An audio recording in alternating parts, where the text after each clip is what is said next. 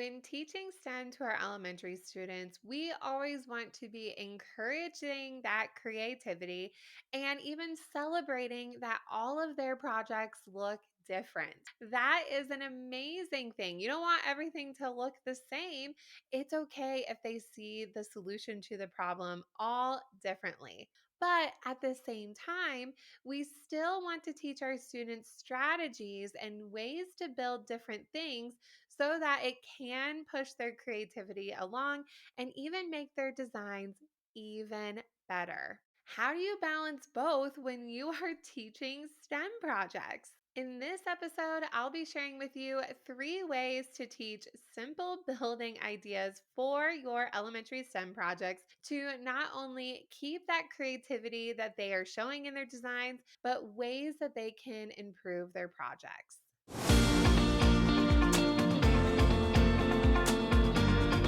Hey, Naomi. Thank you for your podcast and congratulations on your wedding. I am new to teaching STEM this year, and a question that I have is, do you go over building principles with, such as if you're doing a bridge, do you touch on different types of bridges in a mini lesson and then let them go? Or do you wait on that until you're in the improve stage of the engineering design process?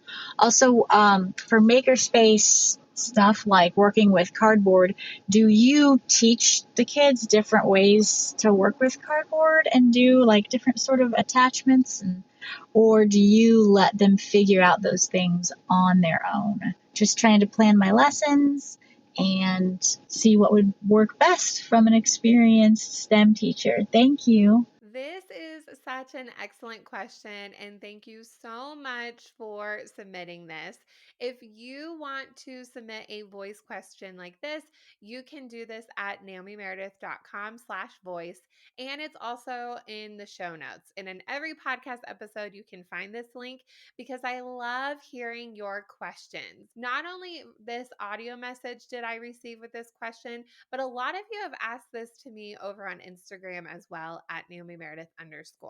And it is a little bit of a tricky one.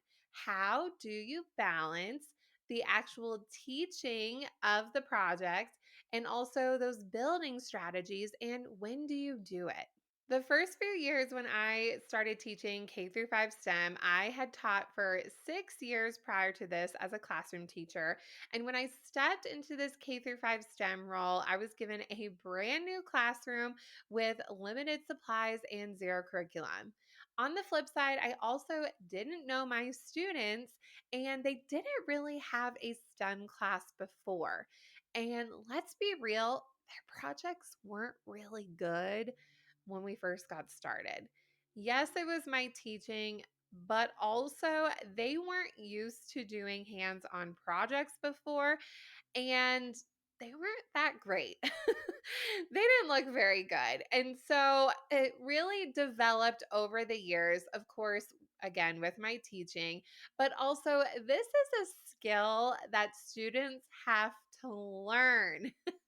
They have to learn how to be creative and let that shine. And it's okay to make mistakes and also learn those building techniques. And this isn't to say that I had kids everybody do the same project, everything's going to look the same. I don't believe in that in STEM projects unless it's a Lego build.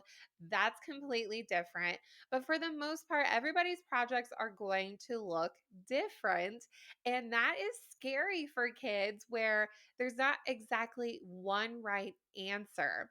But at the same time, you still want to teach them those techniques that are going to make their designs even better. What you are doing with your students when you're teaching STEM, whether you are a STEM teacher, a specialist, or even a classroom teacher who's implementing STEM, what you are doing is so important. Keep on doing what you are doing. This is so important for kids and it's really going to shine. And they love these types of projects. Also, think about it too. If you are teaching STEM as a special subject, you're not seeing kids as often as a classroom teacher. They are going to see growth a lot faster than you are. If you really think about it too, even go down to counting out the amount of days that you see students and the amount of time you are spending on projects, it is way less than a classroom teacher more often than not. And so that growth in their actual projects and what things are going to look like is going to take some time. The types of projects my students were creating my first couple of years weren't as detailed and they were more simple because that's where my students were at. But by the time we got into the fourth and fifth years, the projects were more complex. They had more tools in their belts, per se, no pun intended, but they had more skills and they had a lot more background experience and knowledge with these types of projects. So, in turn, their projects got a lot better. This is going to take some time with your students. It can even take years. Don't forget teaching these things. So say, oh, they'll get it later. What every single year is extremely important, but don't put a lot of pressure on yourself if it doesn't work out exactly as planned because it is going to come. And so these strategies I'm going to teach you when it comes to actually teaching those skills, when it comes to building your projects, keep doing these things. But again, the students are going to get better and better and better, and also depends on the project and even the experiences that they might even have outside of your classroom. Now, two out of the three tips that I'm going to be sharing with you, two of them go along with when you teach certain parts of the engineering design process. Now, if you want more background on exactly what the engineering design process is and more examples on how to teach it, I encourage you to go back to episode 15, where I have a series all about the engineering design process. So I break down every single step of the process to help you better understand what that is and what it can look like in your classroom. But for this episode, we're going to talk about a couple different stages of when I teach those building techniques that can help out students' designs. The first time I will teach students different building techniques is during the beginning of the project, the imagine stage. So, in the engineering design process, you have the ask, what is the problem they're trying to solve? And then the imagine, where you're gathering as many ideas as possible before you start planning. This is when we first talk about different building techniques and getting as much information as possible. For all of my projects in my K through 5 STEM year-long plan bundle of lessons, I pre-research everything. And there's a couple reasons why I do this. For STEM in a specific STEM class, there's not a whole lot of time when it comes to an open-ended Google search. And that is a whole skill in itself. Now, if you are a technology and STEM teacher or you teach both subjects, definitely zone in on those research skills. They're very, very important. If you're a classroom teacher, zone in on those research skills. I definitely did that, especially when I taught third grade. We focused a lot on how to research. But at the same time, I also gave them pre-researched resources because you really want the goal is for them to how do you gather information out of these sources and if it's credible or not and all those things. So I really try to save time and I pre-research everything so I know the resources that they are going to be looking at are going to give them the right types of ideas. So it's open-ended in a sense where they have some choice as to which resources they can use, but it's very, very, very focused. Also, with that, if you are pre researching, you might often come across times where you have this very high level topic, but then there aren't any resources available for your grade level. One project that comes to mind is when I was designing a stop motion animation lesson that is in the bundle for pollination. And I was finding really great resources about different types of pollinators, but it wasn't really answering the question I wanted them to solve for this project. So, what I did is I pre researched using many different resources, and then I ended up writing my own articles. So, that is also a time where you are getting that background information as a teacher so you can share that with your students. So, pre research, have those resources in that imagine stage. So again, maybe it's articles, Maybe it is resources that will really help answer that ask. It can also be videos that teach the science behind it. That can be really helpful as well. Maybe they're showing why things are happening or even why things are built a certain way. And that could even be like, if you're doing something with birdhouses, like a birdhouse unit that I have for second grade, they are create a birdhouse to help birds in the area. Well, we watched a video as to how birds build their nest and using those ideas as to why they build a nest the way that they do, that helps students design a birdhouse that birds would actually like based on the nests that they make in nature. So, making those types of connections can really help when it comes to their building design. Also, too, in this Imagine stage, this is a great opportunity for you to share pictures of real life examples. Again, I like to pull things that are related to the topic, not usually doing an open ended Google search because we know the filters aren't perfect and they might find some inappropriate things like, well, I'm not going to mention what I've actually seen students look up, but you know what I'm talking about. So, having those real life pictures are really, really helpful. And if you have done the project before, having physical models of what students have built in the past are really helpful. Or I go ahead and take pictures of my students' examples, and those are already there for you.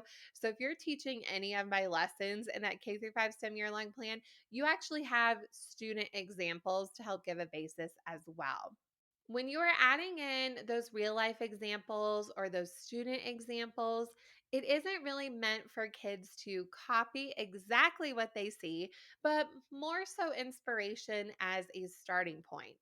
I will say when students aren't used to doing hands on or creative projects and they have examples like this, more often than not, they might copy exactly what they see because really think about it, they're a little bit unsure how their own creative idea is going to work.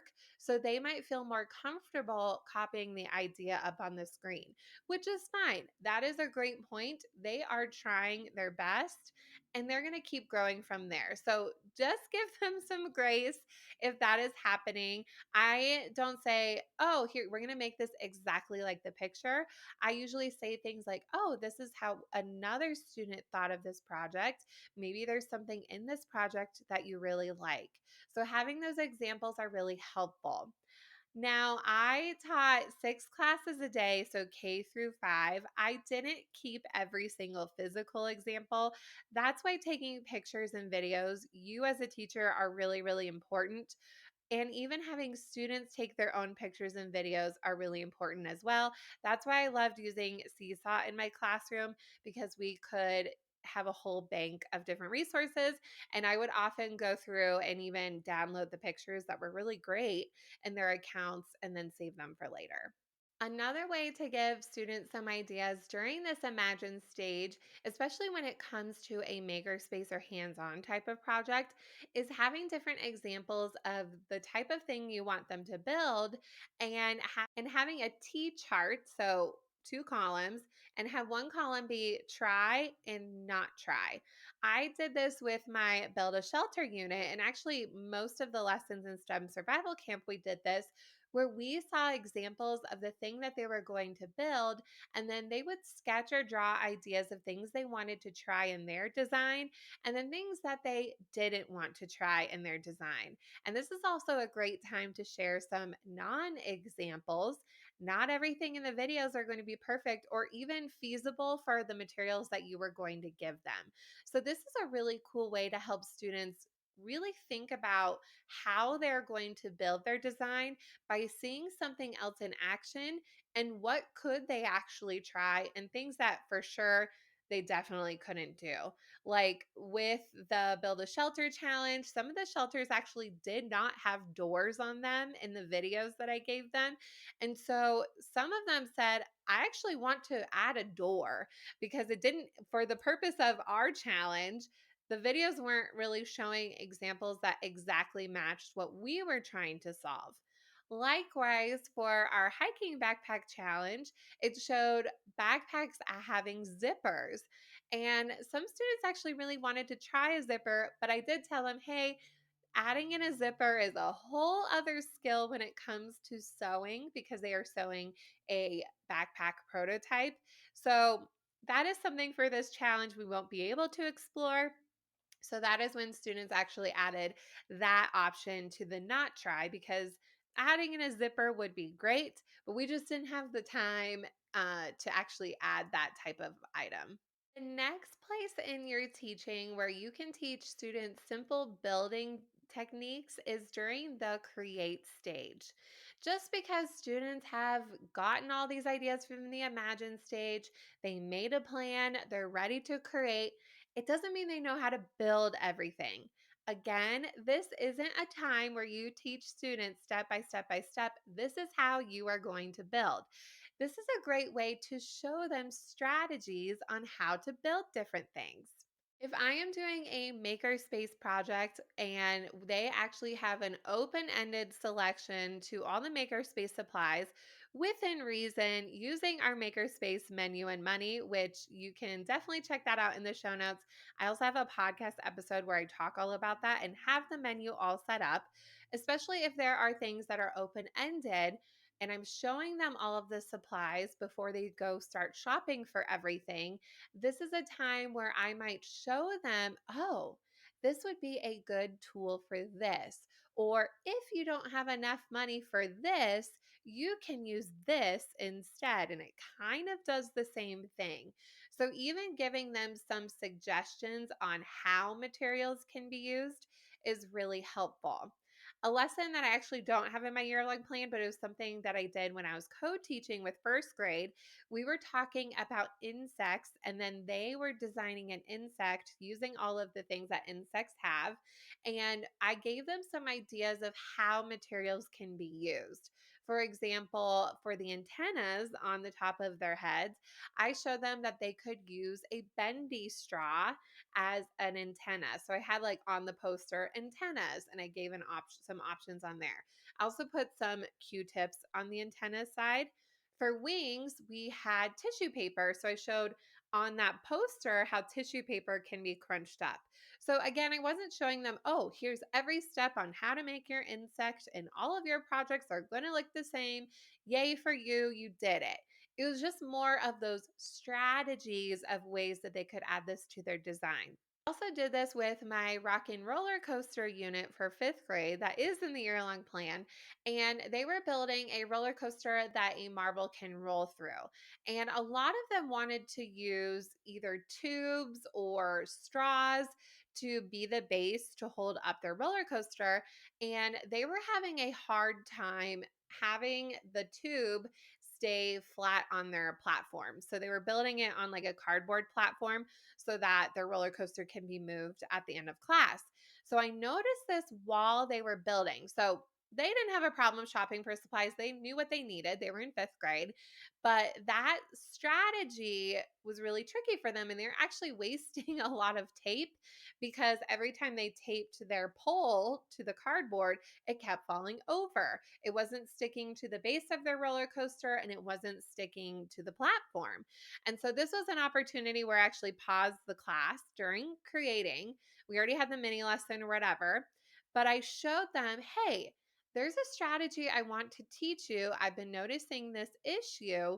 This is something that can actually help improve your tubes holding up things, and it's called a phalange. I'm not kidding you. It's called that. Look it up. I actually have a video on my YouTube channel. It's called a phalange. So what you do with the tube is you cut slits a little ways down on the tube, and when you fold them back, then it will actually make the tube stand up flat because you tape down the little flaps. So just a simple technique. I didn't teach them this right off the bat because you kind of want to see if they can figure it out. But I noticed no one was figuring this out yet. And so just that quick teaching while they were building took me a couple minutes. It drastically improved their designs, and they were able to keep their roller coasters steady. Now, some concepts during this create stage, I will specifically show them how to do it. This doesn't happen very often, but if I know ahead of time, this is something they probably do not know how to do, and this is going to be a troublesome point. Different than the roller coasters, they're actually doing fine. They just needed one little tip. But I'm talking more about something that is definitely going to hinder their design, and everybody's going to be asking you, how do I do this? How do I do this? You kind of want to problem solve and think, what is something they specifically need to know? And I will teach them that right before they start building. So maybe not so much during the plan. Some kids might even ask, oh, how will I do this? And I'm going to say, hey, we're going to talk about this tomorrow when we get to the create stage. I'm going to show you specifically how to do this step. Put it in your plan, and I'm going to show you exactly how to do that. So, a big example for this is when we were doing STEM race cars in fourth grade, part of our STEM amusement park. And what we wanted for our race cars was that the wheels could actually turn. And they were making a race car out of makerspace supplies. So, when you think of, if you're listening to this, you're like, oh, yeah, how would you make the wheels actually turn? So, I pre made a video, and this is in the lesson, or you can pre-teach them, but I made a video where I specifically showed them how to add a piece to their car that will hold the axle that will actually allow the wheels to turn. I showed everybody in the class before they even started building because I knew this would be a troublesome point, and everybody had to have this in their car. Everybody needed wheels because they needed their car to roll. So that's a time when, okay, this is when I'm going to teach you all of this.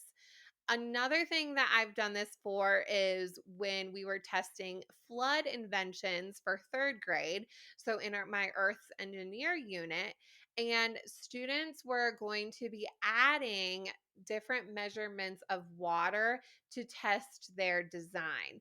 So a little bit different.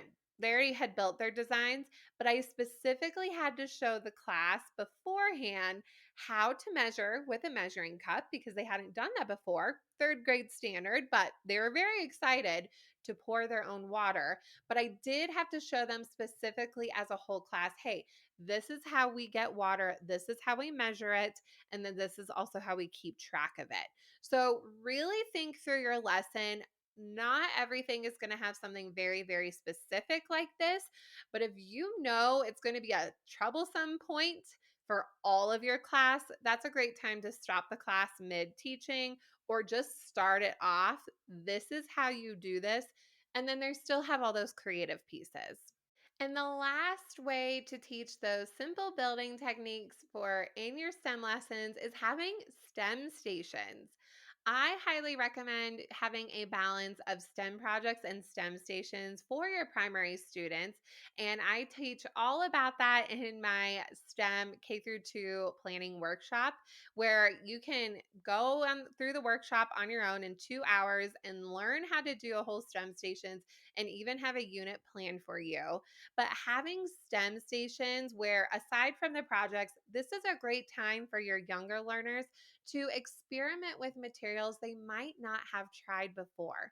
Not all of my STEM stations are building stations, but again, it helps them see, oh, this is how some materials can balance on top of each other. This is a way that different materials can connect together. So, giving those times for your younger students to explore when they get to their makerspace projects and within that same school year or even years down the road, they have more experiences where they have been creative with different things, and they can make those connections with the materials they used at their STEM stations and also with their building projects. Also, with these STEM stations, it's a great opportunity for students to work in small groups and talk about the things that they are doing and problem solving together. This is a low stress way where they're using reusable materials. They are figuring out, this is how this material works. Oh, you built it like this. I'm going to try it like this, where they can talk about how these materials are being used. Likewise, as a teacher, when you are introducing these STEM stations, you can give them some ideas on how to use the materials. And again, this exposure is going to be helpful with those longer term projects. As a recap, here are your 3 tips for teaching those simple building ideas for your STEM projects. First, we talked about introducing these building ideas during that imagine stage. Next, we talked about ways where you can add this into the create stage. And finally, we talked about ways students can explore materials in those younger years by using STEM stations. Teaching these building skills are definitely going to take some time. It won't always be perfect. And for you as the teacher, you're going to be learning new strategies and things along the way. Just like listening to this podcast, you might have heard some tips or tricks that you hadn't thought before, and you can go back to teaching your students, which is exactly why you are here. But also for your students, they're going to be learning some tips and tricks from each other and from you, and their projects are definitely going to get better along the way. You are looking for further support for your STEM lessons. As the elementary STEM coach I have been behind the scenes working on updating all of the lessons in my K through 5 STEM year-long plan with me actually teaching the lessons. This has been a highly requested feature, and I've heard you and I am working on it. It's definitely taking me some time, but I feel like it's so helpful for you to hear me talk through all of the slides that are included in the engineering design process of that project and why certain things are laid out the way they are. But I also am teaching the lessons where you can actually hear the language of how I would teach these things to my students, including these building techniques. Now, at the time of this recording, not everything is updated yet. It's going to take me some time. So definitely jump in on any of those lessons in that bundle now, whether you do the full K through 5 STEM year, 3 through 5, 5th grade only. But grab those now, because as I am updating those new things and also new slides, the price definitely does go up. But I really feel like it's so important for you to have the support where not all STEM resources have this extra teaching component. So, thank you so much for requesting this. I hear you. I am working on it, and definitely feel like there's a lot of value in this component in these lessons. I'm so passionate about creating for your students as I was for creating them for mine. Thank you so much again for being here, for sending me your requests, your questions, all those things. I hear you. I appreciate all of you so much, and I'll see you in the next episode.